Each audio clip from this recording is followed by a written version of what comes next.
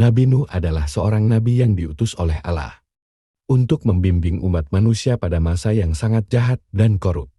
Umat manusia pada saat itu telah terjerumus dalam dosa dan kekafiran. Mereka melupakan ajaran Allah dan hidup dalam kebejatan moral. Nabi Nuh adalah sosok yang tulus dan sabar.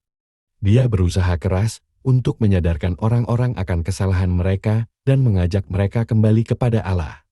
Namun, usahanya selalu diabaikan dan bahkan dia dijek oleh banyak orang. Ketika Allah melihat bahwa umat manusia semakin durhaka, Dia memerintahkan Nabi Nuh untuk membangun sebuah kapal besar. Nabi Nuh mematuhi perintah Allah dan mulai membangun kapal tersebut.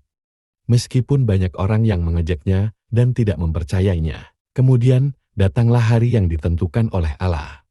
Hujan turun tak henti-hentinya, dan air sungai-sungai mulai meluap. Kapal yang telah dibangun Nabi Nuh adalah satu-satunya tempat perlindungan dari banjir yang mengerikan ini.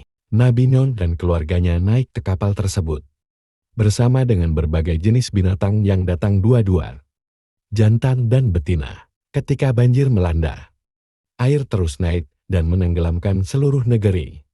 Hanya kapal Nabi Nuh yang tetap mengapung di atas air.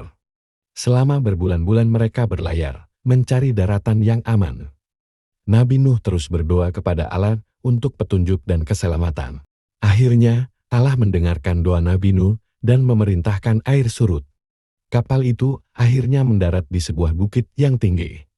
Nabi Nuh dan keluarganya beserta semua binatang itu turun dari kapal dan bersyukur kepada Allah. Nabi Nuh kemudian mendakwahkan ajaran Allah yang benar kepada keturunannya dan memulai peradaban baru di bumi.